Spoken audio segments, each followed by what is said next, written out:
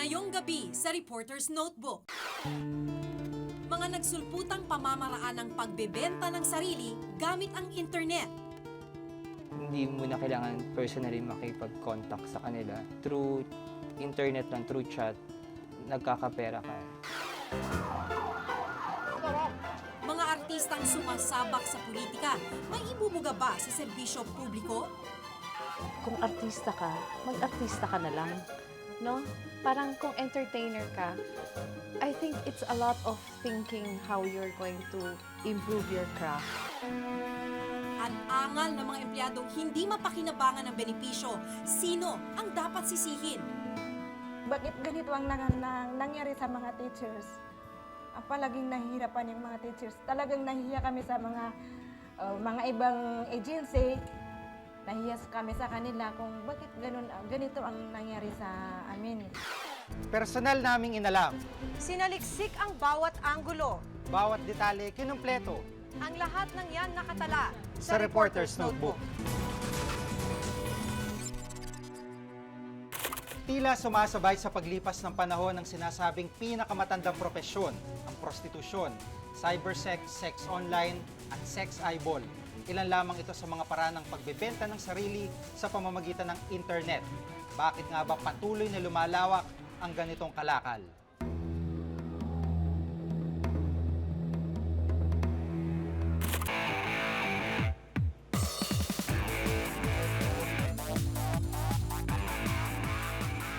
Hindi mo na kailangan personally makipag-contact sa kanila. Through internet lang, through chat, nagkakapera ka. Ang pagbabayad para makakita ng paghubad sa internet sa pamamagitan ng web camera, isang uri ng tinatawag na cybersex. Ito ang trabaho ni Maui.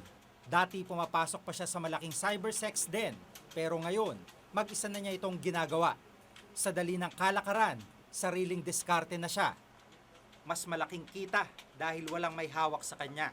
Ako yung pinakamaliit ang kita kasi ako yung may anak na ako. Yung mga kasama ko magagandang katawan, mga dalaga.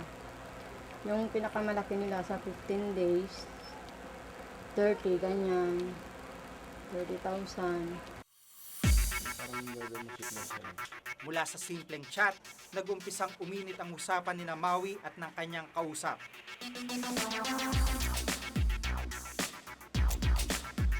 Mula pa sa ibang bansa ang kanyang mga nakakausap. Malaki ang kita dahil dolyar ang usapan, kaya anuman ang ipagawa sa kanya, sinusunod niya ito. Gusto niya ng show. Tapos, sabi ko sa kanya kung babayaran niya ako $100. Oo naman daw. May isang anak si Maui. Ang kanyang kinikita sa cybersex, malaking bagay para sa kanyang pamilya. Pinapadala ko sa nanay ko. Dito kasi, madali yung pera. Minsan. Pero hindi ganun kadali kasi mahirap din yung pinagagawa sa'yo eh.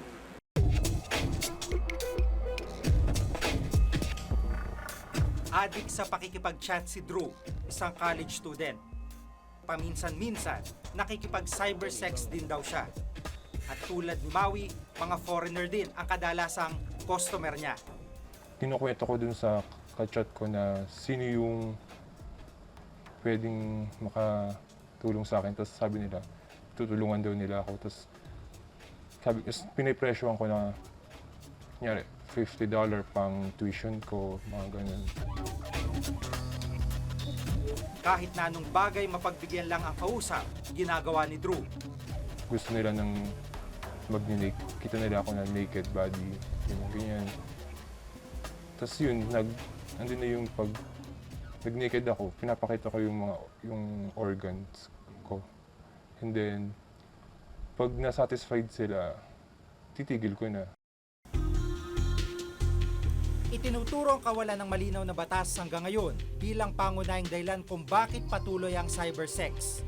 Mga batas tulad ng anti-human trafficking o kaya'y anti-child pornography ang kadalasang ikinakaso sa mga nahuhuli. Ang parusa, multang aabot sa 500,000 piso hanggang 1 milyong piso. maaari ring makulong ang mga mahuhuli. Pero di pa rin ganong sanay ang ating hustisya sa mga krimeng nagaganap sa internet. Walang direktang batas na may sakop sa cybersex. Kami naman nasa law enforcement, medyo nahihirapan. Unang-una, ano ba yung krimen na sinasabi nating cybercrime? Hindi nakadefine yun doon. So yun ang kinakailangan namin. Puspusan daw ang ginagawang kampanya ng mga otoridad laban sa cybersex. Pero nauwi sa wala ang kampanya ng mga otoridad. May tinatawag tayong defense counsel na ginagamit yung dahilan na walang karapatang batas. So kung ang aming pinalakas o laban doon sa mga ay nasa ganitong level, ay napapababa nila sapagkat through technicality. 16 na taon lang si Ryan pero nagtatrabaho siya dati sa isang cybersex den. Bali, 15 po kami. So, yung iba, night shift. Tapos kami po yung day shift. So, pangmaga po kami. Bali, per room, 6 po kami. May mga gay, may mga girls, saka may mga boys. Sa edad ni Ryan, tila bihasa naman siya sa ginagawa. Show nyo lang po yung nude bodies nyo. So, papakita mo na yung katawan mo. Tapos, magti-dirty dancing ka lang. So, una naka-formal ka, tapos unti-unti ka magti-take off. Dahil sa takot sa mga raid na nangyayari sa kanilang lugar, umalis muna si Ryan sa pinapasukan. Pero babalik pa rin daw siya sa gawaing ito. Sa ngayon, may bala akong bumalik. Pag natapos na yung mga raid, pag na hininto nila muna yung raid, tapos babalik ako para kahit pa paano naman kumita ng pera. Si Jenny naman, mahigit 1 taon ding nagtrabaho sa cybersex shop. Umaabot sa 30 hanggang 40 mil ang kanyang kinikita kada buwan. Kaya po ako pumasok doon. Kasi po gusto ko lang pong tulungan yung mama ko. Kasi po ako lang po yung napagtapos niya ng high school eh. Tapos pinag-aral ko po yung kapatid ko nung nakapasok ako doon. Naranasang mahuli ng mga pulis ni Jenny kaya siya umalis sa trabahong ito. Pinipilit na rin daw niyang magbagong buhay. Mag-aaral po ako next year. Saka ayoko na po, nagsawa na ako sa ganun.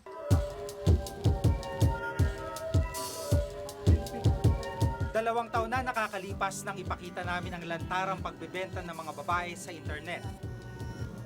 Ang modus operandi, escort service na nauwi sa prostitusyon. Sa paglipas ng panahon, tila sumasabay ang kalakal ng pag-alok ng iba't ibang serbisyo sa pamamagitan ng internet. Sa maraming websites ngayon sa internet, kumakalat ang lantarang prostitusyon, mapalalaki man o babae.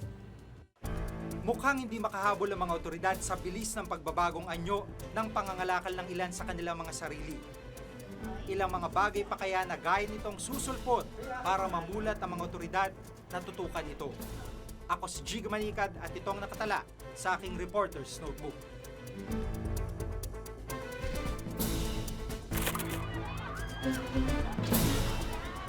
Kung artista ka, mag-artista ka na lang. No? Parang kung entertainer ka, I think it's a lot of thinking how you're going to improve your craft. Tinitilian, inaabangan, sinusubaybayan. Tila wala na nga atang hihigit pa sa kinang ng mga artista. Pero pagdating sa politika, ano naman kaya ang kanilang ibubuga? Kilatisin ang mga celebrity politicians sa report ni Nelson Canlas.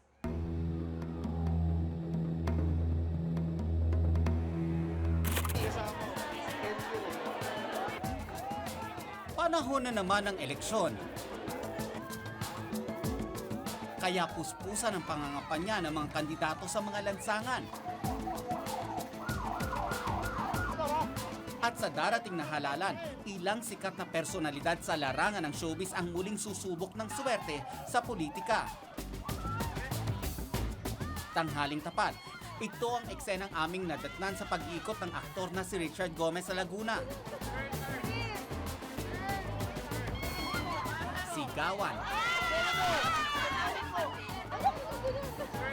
palakpakan at may kasama pang pagpapa-autograph sa kanyang pangangampanya.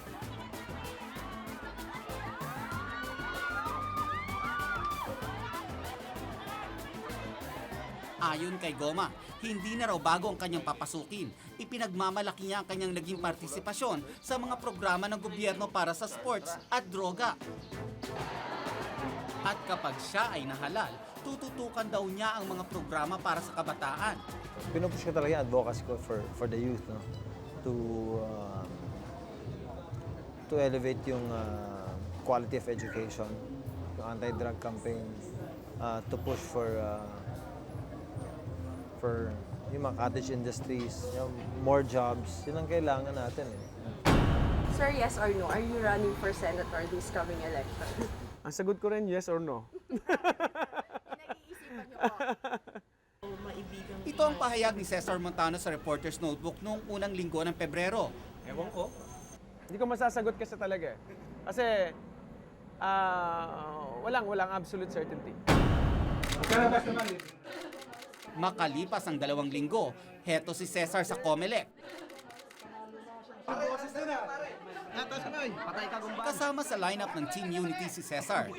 Siya ang napili ng Lakas CMD bilang kapalit ng isang nag-back out na kandidato na siya namang inindorso ng Team Unity. Sa bilis ng pagbabago ng isip, na-question tuloy ang kahandaan niya sa pagsabak sa politika. Paano mo pinaghahandaan tong eleksyon? Kasi first time mo. Well, kailangan physically fit ka. Yun talaga. Yun ang una-una, tsaka dasal lagi. Aminadong panibagong mundo ang papasukin ni Cesar. Kaya para madagdagan ang kaalaman sa pamumuno at sa paggawa ng batas, paghahandaan daw niya ito. Napansin ko nga dahil, alam mo, bago siya, hindi siya nakapag-prepare, na talagang nag-uusap kami na magtutulungan kami mag-alalayan. Siyempre, siya yung pinaka-popular, but he makes it a point na he helps us, he projects us. Bagito man si Cesar sa politika, tiwala naman ang kanyang grupo sa kakayanan nito. You really learn only what legislation is kung nandun ka na. What's important as far as becoming a good legislator is you're a fast learner and you're willing to learn. And nakita naman namin ni Cesar. Pero ayon sa Consortium on Electoral Reform o CER, hindi biro ang paggawa ng batas, kaya hindi sapat ang madali ang pag-aaral nito. I don't think it's really enough. Maybe it's enough for you to say something parang more intelligent in the campaign. Sana baliktarin naman nila, mag-aral muna sila ng matagal at paghandaan. Aminado ang Team Unity na kailangan nila ang representante sa Visayas. Kasama raw ang pagkuha nila kay Cesar sa kanilang campaign strategy. It is really a strategy na kailangan kami ng isa from the Visayas na is respected in the Visayas and believes in the program of government na kailangan i-advocate nila. And again, si Cesar Montano fits the profile. Malaking bagay daw ang kasikatan ng isang kandidato sa pangangampanya. Ngunit sa laki ng responsibilidad na kanilang tatahakin, handa nga ba sa panibagong mundo ang mga kandidato? Kung artista ka, mag-artista ka na lang, no? Parang kung entertainer ka, I think it's a lot of thinking how you're going to improve your craft. But it's quite different from the political world, no? Politics is power. It's really parang an arena where power is the game. And therefore, marami kang dapat isaalang-alang dyan. Mag-aaral ka maigi. Kung gusto mo maging senador, kailangan alam mo ang foreign policy. Si Leo Martinez, batikang aktor, hindi rin sang-ayon sa pagtakbo sa politika ng mga kasamahan sa industriya. Ang trabaho ng Congress at Senado, gumawa ng batas. Wala kaming karanasan dyan, wala kaming pag-aaral tungkol dyan. So, yun ang sinasabi ko. Wala tayong alam dyan, wag na tayong pumasok dyan kasi hindi natin alam yan. Dagdag pa ng CER, malinaw na ginagawang pang-akit ang mga artista sa pagkuha ng mga boto. You should stop thinking about politics in terms of being able to draw crowds in campaigns because 90 days lang ang kampanya, pero ang paggogobyerno matagal na panahon. Taong 1957, unang nagkaroon ng artista sa Senado. Ang dating mating idol nung dekada 60 na si Rogelio de la Rosa. Sinundan ito ng dating presidenteng Joseph Erap Estrada, na nilbihan ng 16 na taon bilang mayor bago naging senador at naging presidente ng bansa. Ang dating stuntman na si Lito Lapid nagpakitang gilas din sa politika. Ang dating gobernador ng Pampanga nasa Kamara na. At ngayon, tatakbo naman siya sa Makati bilang mayor. Kasi sanay ako sa lokal, di ba? Lagi nasasabi natin high school graduate lang tayo, hindi tayo matalastas sa English. Kasi ang hirap sagutin, ba't sa Makati, di ba? Pag gumabol ako ng mayor sa Maynila, bakit sa Maynila? Ba't hindi Makati? Pag Makati, ba't hindi sa Maynila? Ba't hindi Quezon City? Saan ako sasagot doon? Noong nakaraang eleksyon, 57 ang tumakbong celebrities, 31 ang nanalo, halos kalahati ang natalo. Patunay na hindi garantisadong tiket ang kasikatan sa pagkapanalo. Tulad na lang ng superstar na si Nora Honor na natalo ng tumakbo bilang gobernador ng Camarines Sur noong 2001. At si Alma Moreno na natalo sa pagka-mayor ng Parañaque noong 2004. Ayon sa batas, lahat daw ay may karapatang tumakbo sa politika. Basta ikay natural-born citizen ng bansa, marunong bumasa at magsulat, rehistradong botante at residente ng Pilipinas, pwedeng-pwede kang kumandidato. Pero sa bigat ng haharaping responsibilidad, handa kaya ang mga artista sa bagong mundong kanilang papasukin? Ako si Nelson Canlas at ito ang nakatala sa aking Reporter's Notebook.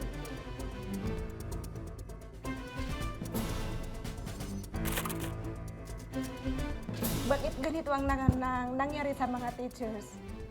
Palaging nahihirapan yung mga teachers. Talagang nahihiya kami sa mga ibang agency. Nahiya kami sa kanila kung bakit ganito ang nangyari sa amin. Umaangal ang ilang kawani ng gobyerno. Paano naman daw kasi matapos kaltasan ang kanilang sweldo para sa benepisyo, hindi naman nila ito mapakinabangan. Isa na naman ba itong kaso ng irregularidad? Alamin yan sa report ni JP Soriano.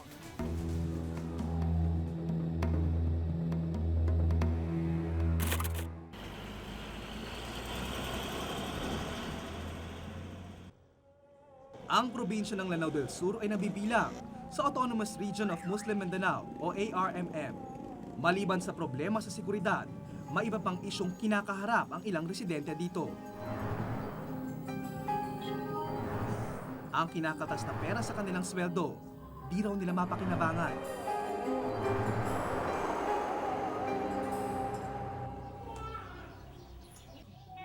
Abalang-abala si Eram sa pagkwenta ng mga gastusin.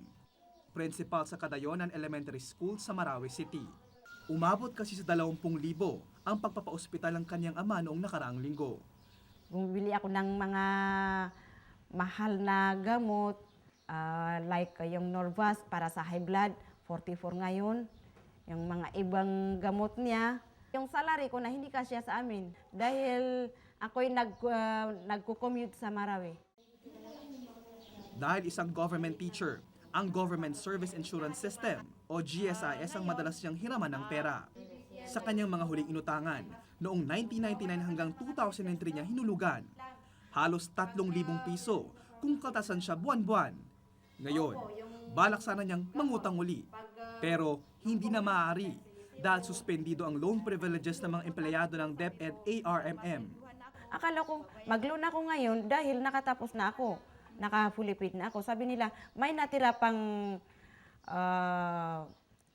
balance. I-compute mo para makita mo.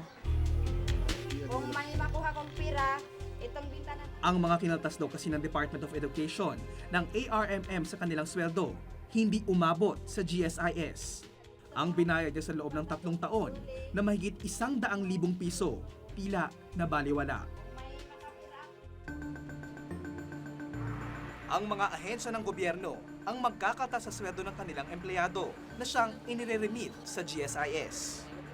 Ang DepEd ARMM ay umamin sa hindi pag-remit simula noong 1997 hanggang 2003. Ayon sa GSIS, Umabot na ito sa mahigit 900 milyong piso. Are they still clueless or where the money went? Well, they are really looking for that. That is why they are doing a thing where this money go. Sinampahan ng GSIS ang DepEd ARMM sa Ombudsman ukol sa katiwalian na naganap sa DepEd ARMM. Matapos ang 6 na taon, isang Memorandum of Agreement o MOA ang ginawa ng GSIS, DepEd ARMM at Department of Budget and Management o DBM noong Marso ng 2004. Ang DBM na ang diretsyong magbabayad sa GSIS. Ibig sabihin, bago pa dumating ang pondo ng sweldo sa ARMM, nabawas na dito ang pambayad sa GSIS. Kaya anumang anomalya sa hindi pagre-remit ay may iwasan. When we signed the MOA, ang kanilang unpaid premium contributions ay umaabot sa 900 million. Pero nag-reconcile tayo at umabot lamang yan ng mga 454 million. Ang mga bayad naman sa mga loan, hindi pa napag-uusapan. Kaya tila ang mga miyembro pa rin ang nagdurusa sa ginawang kalokohan ng kanilang opisina. Ayon sa MOA, kapag nakaligtaan ang pag-remit sa loob ng 3 buwan sa isang taon, isususpende ang pribilehiyong makautang ang mga miyembro ng DepEd ARMM. At ang interes, tuloy-tuloy pa rin. Ngayon, suspendido muli ang pribilehiyong ito. Aabot sa 15 taon ang deadline na ibinigay sa ARMM sa pag-ayos ng remittance. Pwede silang magtanong, bakit kaya hindi lumalaki itong loan ko, samantalang ako naman ay nadididakan. Ang isa pang paraan ay through our website. Pwede niya yung ma-access through the website ang kanyang loan accounts, makikita niya rin doon. At itong kahuli-hulihan natin through our eCard Plus. Ang kaso, marami sa mga guro hindi inaabot ng impormasyon.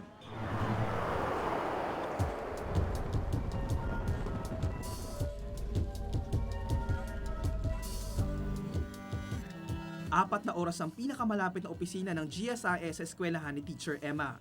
May bahay man siya sa syudad, hindi siya araw-araw umuwi para makatipid. Sa edad na 55, noong 2005 niya pa dapat nakuha ang kanyang retirement benefits. Pero hanggang ngayon, nagtataka siya kung bakit wala siyang makuha. Ang alam ko na may pera ako sa GSIS kasi every month na may binabawas sa akin. Na yun ang hindi ko alam kasi kung may magpapa-follow up daw doon sa ARM na yun, may popost daw ang pera ko na mayroon akong pera sa GSIS.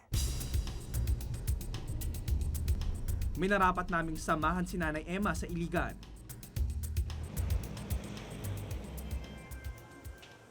Sa loob na mismo ng division manager siya pinapunta. Yung payslip ho ninyo, hindi man ho lahat ng nasa payslip natin nai-remit po sa GSIS. May babalik yan sa kanila lahat. So makukuha niya po yung 65,000? Yes. Kung ma-remit ho ng ARM? Yes. So maghintay-hintay lang ho tayo. Sa loob ng ilang taon, ngayon lang naliwanagan ng guro. Utang na cash advance? Oo. Naliwanagan man, tila bigo pa rin siya. Dahil hindi pa tapos ang kanilang paghihintay na maibalik ang pera na nararapat sa kanya. Saka kung may pera ko talagang... Gabi naman ang balikan namin si Ma'am Eram para ipaalam ang balita mula sa Iligan. Bakit ganito ang nangyari sa amin, mga teachers? So, wala kaming sa akin na parang wala kong naisip kung anong gagawin kong ibang business na para makakuha ko ng pera. Talagang kahit narinig ako ng ibang tao, talagang hindi kasya yung 1 month salary ng teachers. Ang kontribusyon ng mga miyembro ang nagiging pondo ng GSIS para makapangutang sa iba. Walang karapatang mamili ang isang kawani.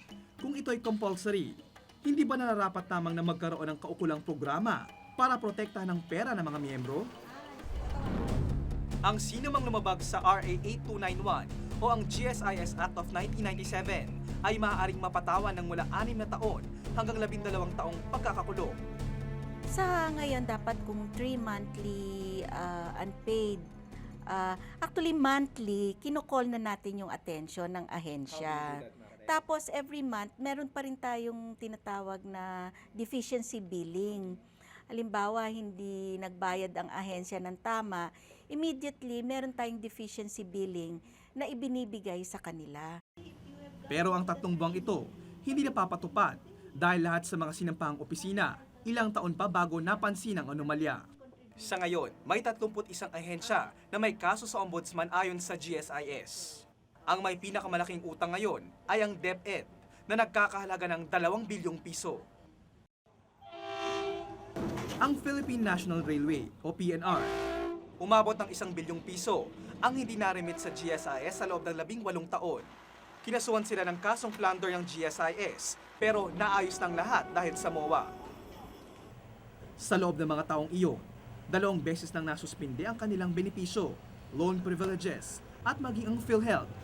So kinakabahan lalo nito mga nagretiro kung bakit hanggang ngayon ay bayad na nga hindi pa rin naproprocess yung mga papeles nila at nababayaran sila ng kaukulang mga benepisyo na dapat nilang tanggapin. Sa parehong MOA na ginawa ng GSIS, tila lusot sa kasalanan ng mga ahensya. Ang tanging nare-resolba ay ang relasyon ng mga ahensya sa isa't isa at hindi ang naghihikaw sa bulsa ng mga tao. Maging mga ordinaryong tao ay maaaring kasuhan ng kahit anong ahensya sa Ombudsman. Kakarampot lang ang sweldo ng mga ordinaryong kawani ng gobyerno. Kaya dapat nang nasanay mahigpit na matutukan kung saan napupunta ang pera na kanilang pinaghirapan. At sino mang maging hadlang para mapakinabangan nila ang perang dapat ay kanila ay dapat papanagutin. Ako si JP Soriano at ito ang nakatala sa aking Reporter's Notebook.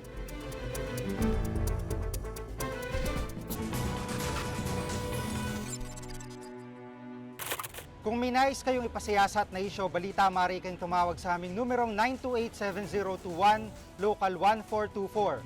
Maaari rin po kayong mag-email sa reportersnotebook@gmanetwork.com. Para sa malalimang pagtingin sa mga issue at balita, samahan niyo po kaming muli sa susunod na Martes. Ako si Jigo Manikad. Ako si Maki Pulido at ito ang Reporter's Notebook.